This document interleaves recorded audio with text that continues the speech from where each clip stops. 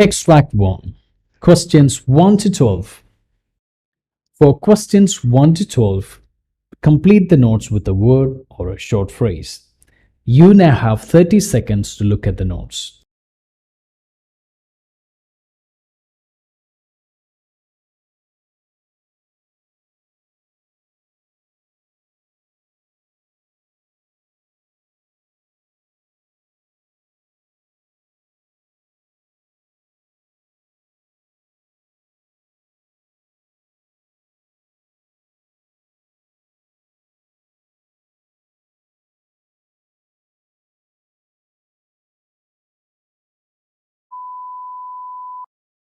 Hi there, Mr. Hunt. It's good to see you again.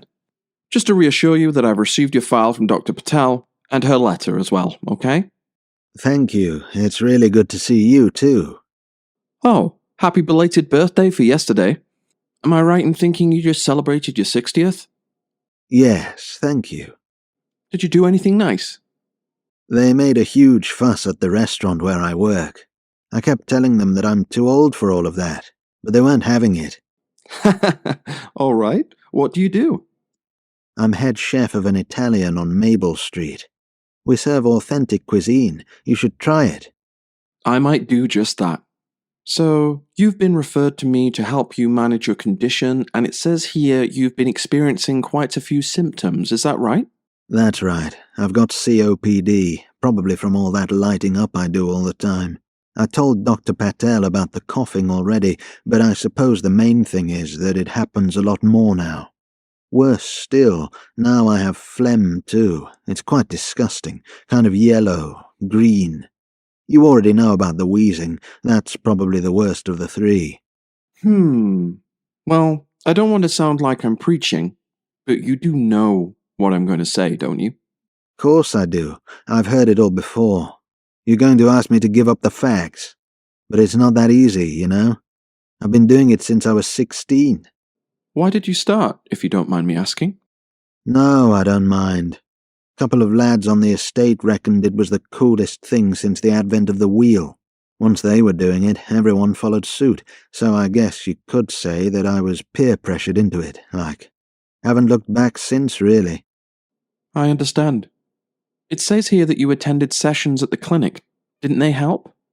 It wasn't sessions. I actually went to a special smoking cessation clinic in Finland for a bit. Cost a pretty penny, too. But at the end of the day, it didn't work. Sorry to hear that. I'm trying to think of the best way to help you now. What's your day-to-day like? Really, I'm mostly fine. I suppose that I do have one gripe. I get a bit breathless and I'm finding it hard to keep up my social life. I've always found the rush at work difficult. Like when diners come in on the evenings and the weekend and everything in the kitchen is intense. But now, even when I'm lifting pans from one end of the kitchen to the other, it's tough. Also, I can't do the things I love anymore, like hiking. Used to go every weekend, but now I get breathless just thinking about it. Mr. Patel has suggested I can prescribe you with an inhaler if you feel it would help. You can take it as and when you need. That sounds good. You'd need to take 1 to 2 puffs a day, as and when you feel the breathlessness coming along. You can't take any more than 4 puffs in any 24-hour period, okay? Understood. There's another thing I've been asked to talk to you about. There's a procedure that you could try called endobronchial valve insertion. You've been identified as a potential for it. Endo what? I can't even say it. What's that? It's a relatively risk-free procedure to insert a tiny valve into your lungs. I think I'll pass on that one if you don't mind. You hear all kinds of horror stories of people dying on the OR table these days, especially now that our hospitals are so stretched for staff. Not a problem. The other thing I suppose is just to echo Dr. Patel's advice about weight loss to you. Happy to show you a few exercises that I think you'll enjoy as much as you did your other activities. Then I guess we can pick up again in 2 weeks' time. See how you're... Extract 2. Questions 13 to 24. For questions 13 to 24, complete the notes with a word or a short phrase. You now have 30 seconds to look at the notes.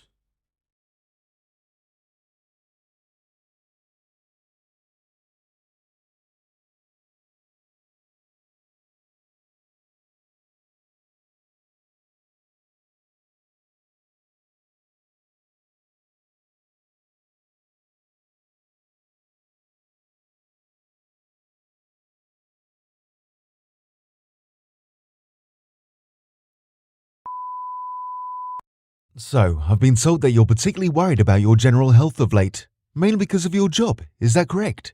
Yes, it is, Doctor. I'm 28, and as a model, that's practically near retirement. It's so important for me to look my best for shoots and commercials, but I've been noticing weird things happening on my face that I thought I'd get checked out. When you say weird things, what do you mean? Like this, these dark shadows on my eyes, especially on the lid. It's really wearing me out. I've been feeling this way, this extreme tiredness, for as long as I can remember now, and it's not just my mood. I've lost a lot of weight recently too. I know what you're thinking, it's every model's dream. No, I wasn't thinking that. A lot of women would give me a slap if they knew I was having a moan over losing 20 kilos in a month without even trying. But you know what? I'd give my right arm to go back to my normal look. Fresh-faced, bright eyes. Right now, I look a right state. I don't think that at all, Miss Burke, but I would like to investigate this for you.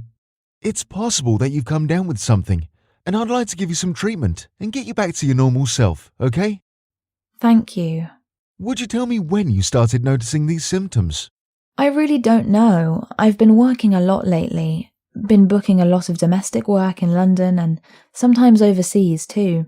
When I got back from France last month, on or around the 11th I think, I just found my day-to-day just that much harder. For example, I usually love the hustle and bustle of my job, the last-minute calls, the late nights, and the constant after-parties. I just jump in the Merc and away I go. But recently I've been finding it super tough to drive. I thought maybe it's because I'm on the other side now, but it's more than that. When I'm behind the wheel, I feel a little spaced out, like disoriented, not knowing where I'm going or how I'm going to get there. You're looking at me like I've grown another head. I must sound so silly. Not at all. I'm just thinking about what you've told me, how best I can help. Do you know if anyone in your family has been through anything like this? Not that I know of. Okay, you mentioned that your job can be very social. Do you smoke or drink? I don't smoke, and I only drink when I'm out with people I know and trust. There are way too many scary stories of handsy photographers for me to get plastered with people I don't know. Sounds like you've got a really good head on your shoulders there. Now, Miss Burke, I have to ask, because there's no indication on your personal medical history either way, but because you mentioned drastic recent weight loss, would you tell me about your diet? Sure. I eat pretty well, if that's what you're wondering. I'm vegan, and so my diet is pretty healthy. I will occasionally eat out at a Frankie and Benny's, for example, but you wouldn't catch me dead at a McDonald's. I've managed to stay off junk food since I was very little. I used to be bulimic when I was 14, but after the counselling, everything is okay, and I've had what I think is a really healthy attitude to food. I'm glad to hear that. So, any idea what's wrong with me, Doc? We'll need to run some tests to confirm things, Miss Burke. I don't want to say anything that I'm not sure of. We'll run a blood test today, and I'll call you in for others within the week, after we've received the results. In the meantime, I'm worried that you're not getting enough sleep. Do you think you could set up and stick to a routine? Like a sleep schedule? Yes, I've done that before, and it actually worked. I'm glad to hear that. At least that would help you get some well-earned rest while we're trying to get to the bottom of all of this.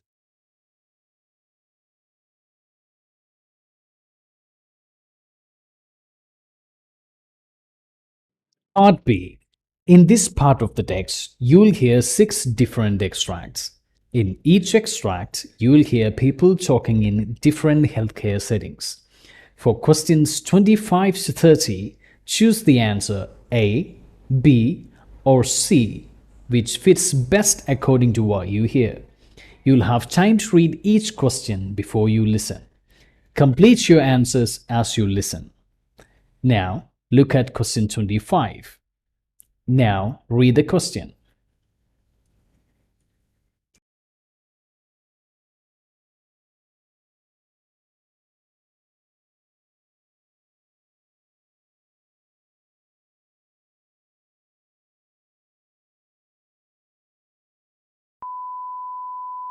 In order to commemorate World AIDS Day, Marvin asked that we organise a citywide drive. Wow, that sounds exciting. So what exactly do we have to do? It's not actually a drive in a car, is it? No, the two main goals are to test and educate. So I thought we could visit some local colleges, universities and businesses.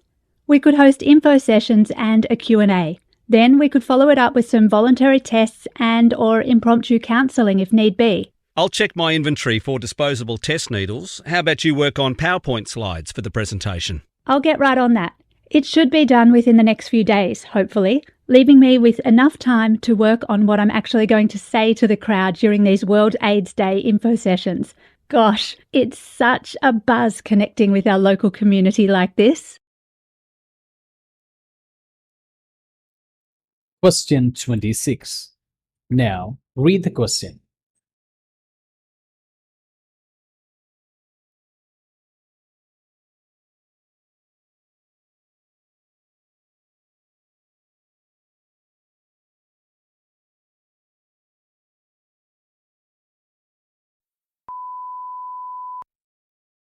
Would you please help me sort these medications? Some of them have expired and now they're all mixed up. Sure. Shall I start with A to H? And you can do I to Z. Yes, that sounds like a plan. Thank you so much, Kate. And again, I'm sorry to have to pull you in over the weekend like this. That's okay. I wouldn't have been doing much anyway, just helping out with my dogs. One of them had a nasty fall and we've had to get her a new collar. Oh, ouch. You haven't left her alone, have you? No, my partner's looking after her whilst I'm here. I know it's urgent and that we're short-staffed. What with Luis not being here again and all.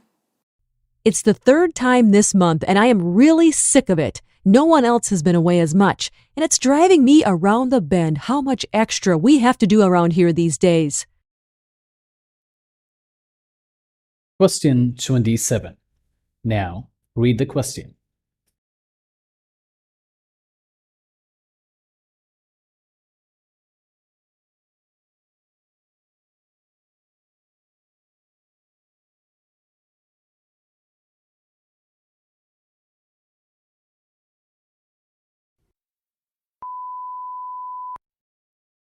Thank you all for coming. I'll make this brief, shall I? My department has noticed an increase in the number of absences on the ward of late, and it is causing us some concern. This is a hospital, and when we are short-staffed, patient care suffers. With the HQC breathing down our necks, it's not something that we can continue to have happen. We are considering taking drastic measures in order to protect our patients and our reputations, and that may just include terminating frequent absentees. Surely, that's a little harsh. Well, it's a serious matter, and despite several disciplinaries, we've concluded that talking to them hasn't worked. If I may offer a suggestion, I think that right now, it's a little too easy to take leave. What do you mean? Well, at the moment, we download a form off the internet and submit it to our line managers. Perhaps if it were a little more difficult, we'd have better luck. Fine. I'll see if we can alter the current procedure slightly, and if that doesn't work, then we'll need to move to a plan B.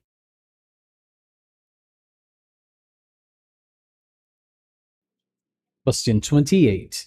Now, read the question.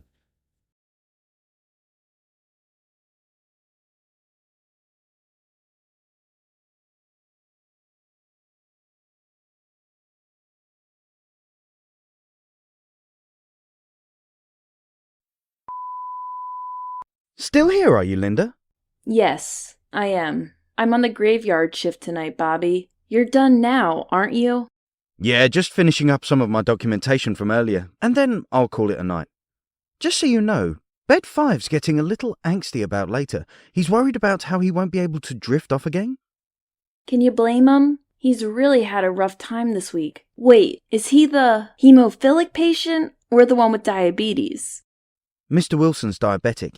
He'll need his insulin topping up, but that won't be until morning now. What time will you be doing the next round? Midnight. Okay, that's good. Please make sure you remember to disconnect Mr. Wilson's saline drip before then, otherwise he'll be fussing into the early hours. He's been assessed several times today, so he won't need any more of those, but everything else on his care plan needs to be attended to. Got it. Thank you.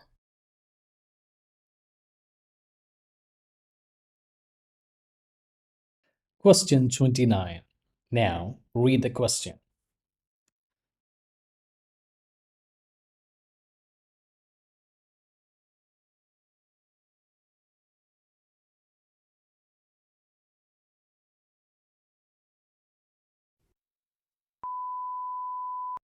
All right. Today we need to address some serious problems in this department. I don't know where to start, really. We've got so much that we need to remedy that it'll take weeks, if not months, to get us where we need to be. Ideally, we'll be able to increase the number of personnel devoted to the tasks we're working on, such as clearing up all the post-discharge paperwork that we've got piled up. However, I don't know if we'll be able to change people's job roles at such short notice. Never mind the fact that all of the larger rooms that will be able to accommodate large teams are all located on the other side of the ward. If anyone finds that they have a couple of hours spare this or next week, please make sure that you get in touch with either myself or Carla, okay?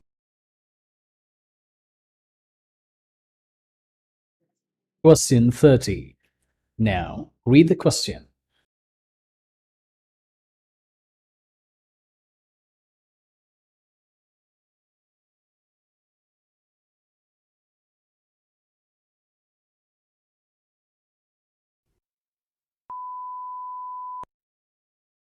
Are you coming to the school later? I've been asked to organise the vaccinations for the under-16s. Oh, is that today? Yes, why? Will that be a problem? Not really. I'm just trying to organise my day. Can I ask you one thing, though? Of course. We've organised tetanus vaccinations at that school before, if I remember correctly. Now, if they've all been immunised against the flu, why are we having to give H1N1 vaccinations today? I wondered the same thing, and you know what? It beats me. But that's what it says on the chart, so that's what we'll have to give them. All right, no worries. Give me 10 minutes and I'll clear up the rest of my day and prep to go with you. That is the end of Part B. Now, look at Part C.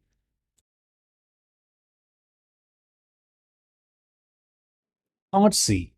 In this part of the text, you'll hear two different extracts. In each extract, you'll hear health professionals talking about aspects of their work. For questions 31 to 42, choose the answer A, B, or C, which fits best according to what you hear. Complete the answers as you listen. Now, look at Extract 1. Extract 1. Questions 31 to 36. You now have 90 seconds to read questions 31 to 36.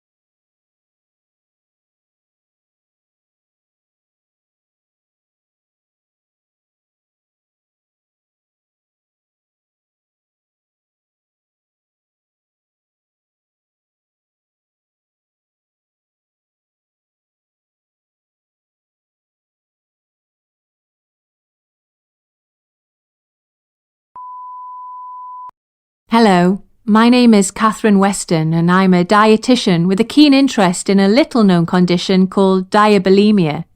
The name is derived from a mixture of diabetes and bulimia, as it describes the situation where type 1 diabetics develop the behavioural characteristics of the aforementioned eating disorder. As insulin restriction is a significantly more dangerous act than calorie purging, the sooner something can be done about the countless lives being lost because of diabulimia, the better. To put things in context, it is estimated that approximately 400,000 people in the UK are living with T1. Whilst the exact number of people living with diabulimia is unknown, alarmingly up to 40% of sufferers, who are mainly female, aren't taking enough insulin to survive. With that acknowledged, it would be remiss not to mention that those affected are not exclusively women. A recent German study suggests that 11.2% of boys aged 19 and under are intentionally depriving themselves of insulin in a drive to be thin. Yet, despite the widespread reach of this condition, it is not as visible as other similar disorders, such as anorexia or bulimia nervosa. Part of the reason the condition is so low profile is the fact that the condition is not a recognized medical or psychiatric term, but rather it highlights the practice of reducing or eliminating insulin in a bid to lose weight. As diabetes sufferers cannot produce insulin but need it in order to survive, the practice of restricting their intake with the aim of losing weight is incredibly dangerous. Sufferers run incredibly high blood sugars, which has the potential to produce multiple irreversible diabetic complications. This can include neuronal, retinal, and renal damage. The most common symptoms of the disease include irritability, decreased concentration and motivation, and diabetic ketoacidosis, all of which are analogous to diabetes. Rather eerily, by making the decision to cease treatment, sufferers are essentially turning the clock back on their condition. I do a lot of work with Diabetes UK in order to raise awareness of the signs and signals of diabulimia with friends and family of people with insulin-dependent diabetes mellitus. This type of outreach work was sparked by the many case studies of young people whose lives have been claimed by the disease. One such account is of the life of Amara, a 27-year-old who took her life after battling with the disease. Typically of people with the condition, Amara developed an unhealthy preoccupation with food. She also became increasingly uncomfortable taking her daily medication, comparing injecting her insulin to injecting fat into her body. Her sporadic insulin restriction then became a greater feature of her life. The unhealthy obsession with her diet led her to the discovery that despite not lowering her food intake because she had drastically reduced her medication, she was losing weight. The weight loss is a result of the body cells failing to absorb blood sugar, with the consequence of prolonged elevated blood sugar in the individual. This causes the organs to be saturated in glucose. Amara was found dead, having taken her life after a futile years-long struggle with diabetes. Her death highlights the crisis for the medical and diabetic communities, neither of which have the resources or systems of care in place to support such a nuanced disease. In fact, such tragic consequences are so severe and such stories are so tragic that early detection is a governmental priority. NHS England's clinical team have been involved in producing the NICE guidelines on eating disorders, devoting part of the report to managing people suffering from an eating disorder and diabetes concurrently. The guidelines have been distributed nationally in a bid to tackle the illness. Furthermore, the organisation is integrating psychological services with GP practices by placing 3,000 new mental health therapists and surgeries. In addition, other private and charitable organisations are also keen to play their part. A prominent example includes Jacqueline Allen, founder of national charity Diabetics with Eating Disorders. Allen is presently campaigning for the omission of insulin for weight loss purposes to be recognised as a mental illness. The theory is that increasing the condition's visibility, it will become easier to engage multidisciplinary teams, including endocrinologists, mental health professionals and specialists like myself who specialise in the condition to provide a 360-degree treatment service. Until that is achieved, however, the road to medical and psychological recognition continues.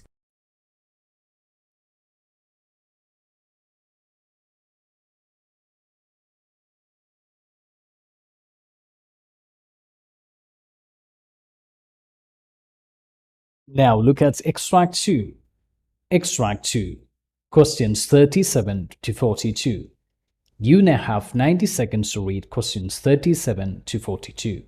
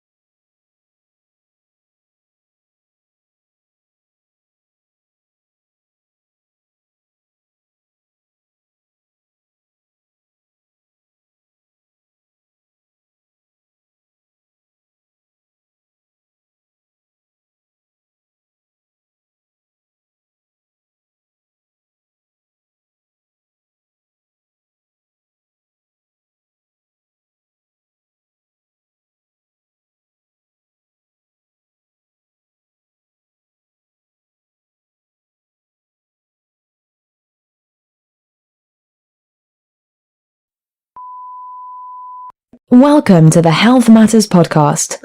Joining me today is Dr. Janae Brown, all the way from the East Coast.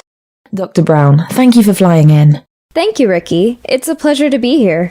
So I know that you deal with many neurological conditions, but I understand that today you'll be talking to our listeners about one in particular. Tell us, Dr. Brown, what is multiple sclerosis, and how many people have got it? Multiple sclerosis is a neurovascular disease that affects the brain and the spinal cord. Usually, the nerve fibers of the central nervous system are protected by myelin. Myelin helps the nerve fibers to transfer messages faster between the brain and the rest of the body. When multiple sclerosis sets in, the immune system identifies myelin as foreign and in turn destroys it. The damage then interrupts the message pathway by suppressing the myelin completely or stripping some parts of it, leading to the formation of scars. The disease is lifelong once someone is diagnosed, though with proper specialized management, a person can survive for long. According to the United Kingdom's National Health Survey, there are more than 100,000 people diagnosed with multiple sclerosis annually. Are there many risk factors of multiple sclerosis?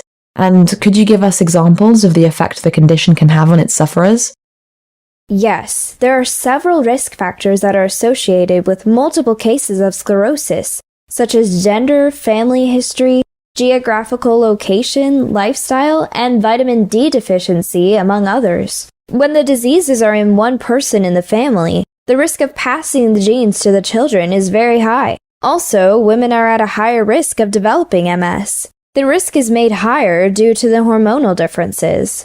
Furthermore, in areas that are further from the equator, the risk of developing the disease is high in the regions that are more than 40 degrees. The condition affects people of all ages, but most people are diagnosed between the ages of 20 to 50 years old. In terms of lifestyle, smoking is also associated with the formation of multiple sclerosis, although admittedly more research is required in order to clarify the reason for this. What are the main effects of MS? MS affects the whole body depending on the nerve that is affected. Different nerves innervate different parts of the body. The main symptom is weakness or numbness in one or more limbs. This usually occurs on either side of the body or trunk, one at a time. When the optic nerve is affected, the patient may have prolonged problems with double vision accompanied by extreme pain. The person might also lose sight in one eye with time. The patient may experience Lhermitte's sign, that is a feeling of electric shock sensation around the neck during movement, as well as when one bends the neck forward. The patient may also present with a problem with their gait or body coordination. Fatigue and dizziness may also be a problem. When the nerves innervating the speech center are affected, the patient may develop slurred speech. The gastrointestinal function can be changed, as well as bladder function, especially in continence problems. Would you tell us a little bit about the diagnosis procedure? Early diagnosis is preferable, Ricky, before the treatment of multiple sclerosis. Diagnosis methods range from laboratory tests and imaging tests such as magnetic resonance. For laboratory tests, the spinal fluid is tapped and taken for culturing and sensitivity. The liquid is drawn after lumbar puncture and carried out using sterilized equipment. This helps in knowing whether the cause is due to infection or not. Imaging helps in understanding the extent to which the disease has affected the nerves, especially within the brain. It's all so fascinating. So, Dr. Brown, would you talk to us about the treatment options, what they are and their main aims too? Yes, MS is chronic, and treatment options mainly involve management of the symptoms. The goals of treatment revolve around ensuring that patients recover from attacks as well as recurrent situations, as well as slowing the speed at which the disease progresses. For the treatment of seizures, the patient can be given corticosteroids and plasmapheresis can be done too. Corticosteroids reduce the inflammation of nerves. Examples include oral prednisolone and methylprednisolone, given through the vein. The process is mostly used in severe cases of the disease, especially when the symptoms are not improving through use of steroids. Beta interferons can also be used primarily in the relapsing remitting stages of the disease when it is still aggressive. Furthermore, other medication like this can be used in various stages of the disease. That is the end of this listening test. Thank you very much for practicing this test with Lifestyle Training Center. You can now check in the description and verify your answers. If you find this video helpful, please subscribe to our channel and write down your comments and let us know how you feel about it. If you need more help or for training, please feel free to contact us. Details can be found in the description. Until we see you next time, take care. Bye-bye.